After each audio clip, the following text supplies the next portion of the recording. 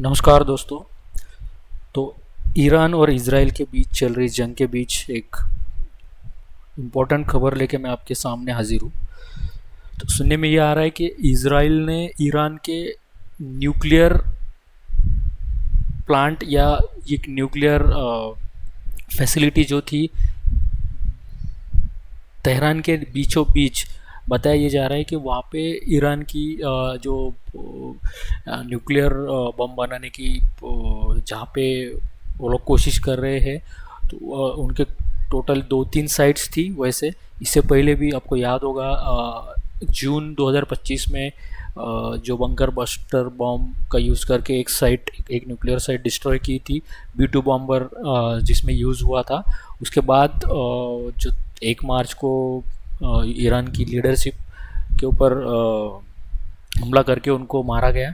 और अब बताया जा रहा है कि तेहरान के बीचों बीच जो एक न्यूक्लियर फैसिलिटी थी, जहाँ पे ये सस्पेक्ट था कि इसराइल और यूएसए की खुफिया एजेंसियों को कि वहाँ पे न्यूक्लियर बम बनाया जा रहा है।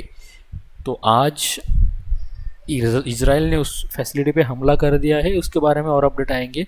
लेकिन जो खबर मैं आपके सामने लेके आया हूँ वो उससे थोड़ी सी हटकर है। उससे थोड़ी सी हटकर इसलिए है कि 28 फरवरी को ये हमला हुआ था, जिसमें 1 तारीख को ये बाद में पता चला कि जो इनके सुप्रीम लीडर थे ईरान के खमेनेई, वो मारे गए। तो सोचिए 28 फरवरी से शुरू होकर आज 10 मार्च, यानी लगभग 11 दिन हो चुके हैं और ईरान दोस्तों हार मानने को तैयार नहीं है, ईरान पीछे हटने को तैयार नहीं है। और इस बीच जो शॉर्ट टेम्पर्ड प्रेसिडेंट है यूएसए के, डोनाल्ड ट्रंप, वो अपने पेशेंस, मतलब उनके बयान अगर आप सुनोगे पिछले 36 घंटों में, तो सबसे पहले उन्होंने कहा कि मैं ईरान से चाहता हूँ कि अनकंडीशनल सरेंडर, कि आप अनकंडीशनली सरेंडर करो। अब आप अगर सोचो कि वर्ल्ड वार 2 में जापान के ऊपर यूएसए ने न्यूक्लियर बम यूज़ किया था, हिरोशिमा और नागासाकी, उसके बाद से लेके 2026 तक सिर्फ एक बार ऐसा हुआ है कि दो देशों के बीच जंग हुई और किसी एक देश ने सरेंडर किया। वो था 1971 में पाकिस्तान, जब पाकिस्तान ने फुल सरेंडर किया था भारत के सामने।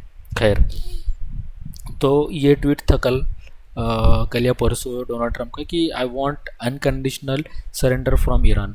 अच्छा, उसके बाद कल उन्होंने थोड़ा सा हल्का हाथ रखा अपने ट्वीट में ईरान के ऊपर। कल वो कहते हैं कि नहीं, मैं ईरान ने अगर कुछ हरकतें की, जबकि जो कि न्यूज़ आर्टिकल्स में भी लिखा जा रहा है कि ईरान ने अपने स्लीपर सेल्स एक्टिवेट कर दिए, तो इसको निशाना साधते हुए डोनाल्ड ट्रंप ने कहा था कि अगर ईरान कोई भी हरकत करता है इसराइल या वेस्ट में या यूएसए में, कोई भी आतंकी गतिविधि, क्योंकि ईरान के पास ऐसा कोई असला बारूद नहीं है जो यूएसए को डायरेक्ट डैमेज कर सके, इवन इसराइल को भी बहुत ज़्यादा डैमेज कर सके। जो भी उनके पास है वो इसराइल को थोड़ा बहुत नुकसान पहुंचा सकते हैं, उससे ज़्यादा कुछ नहीं।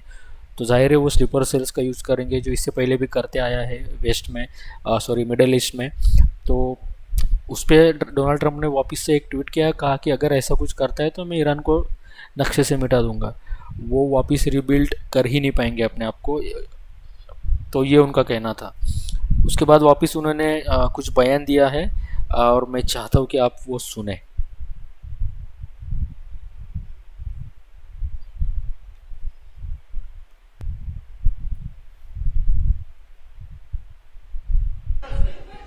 Yeah, please. Thank you. Thank you.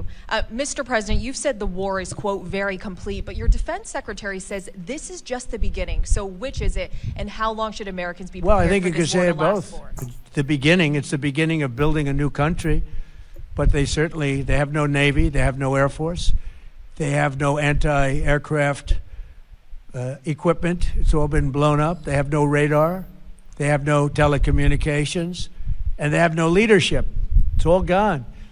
So, you could look at that statement. We could call it a tremendous success right now as we leave here. I could call it, or we could go further.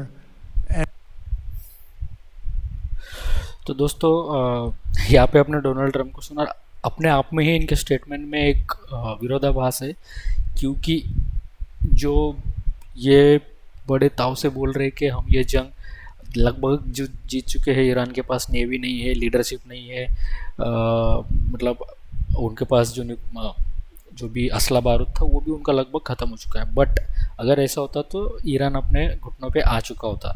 अच्छा, जो एक point इन्होंने mention किया कि Iran के पास leadership नहीं है, और वही बात ये सच है कि ईरान के पास अब फ़िलहाल के लिए कोई लीडरशिप नहीं है। लेकिन यही यूएस और इसराइल के लिए सबसे बड़ी दिक्कत है, क्योंकि ये वॉर अगर रोकनी है तो उन्हें नेगोशिएशन टेबल पे आना होगा। और यहीं पे पेच फंसता है, क्योंकि ईरान के पास लीडरशिप ही नहीं है। जो भी हमले हो रहे हैं वो अलग अलग ईरान के हिस्सों से, जो उनके जनरल से, उनके वो कमांडर्स है, उनके द्वारा वो किया जा रहा है। और इसलिए किसके साथ ये नेगोशिएट करेंगे, किस तरह से ये वॉर को रोकेंगे, तो बहुत मुश्किल होने वाला है। मुझे पता है तेल की कीमतें भी फ्लक्चुएट कर रही है, और ये भाई साहब जो है डोनाल्ड ट्रम्प, ये जो हर 10 घंटे में 20 घंटे में एक नया ट्वीट कर देते हैं। कभी बोलते हैं मैं ईरान से मेरे को अनकंडीशनल सरेंडर चाहिए, तो तेल की कीमतें बढ़ जाती है। लोगों को लगता है कि यार अब तो ये फुल फ्लेज वार होगी। फिर बोलते हैं मैं ईरान को नेस्तनाबूद कर दूंगा, नक्शे से मिटा दूंगा। अब आज बोलते हैं कि नहीं, ये वार अब ख़त्म हो चुकी है, लगभग ख़त्म हो चुकी है। और अब उसके बाद देखिए कि कच्चे तेल की कीमतें लगभग 3 से 4% कम भी हुई है। जो $100 पर प्रति बैरल को टच कर दिया था, उसके ऊपर हो गई थी, वो आज फिर से कम भी हुई है।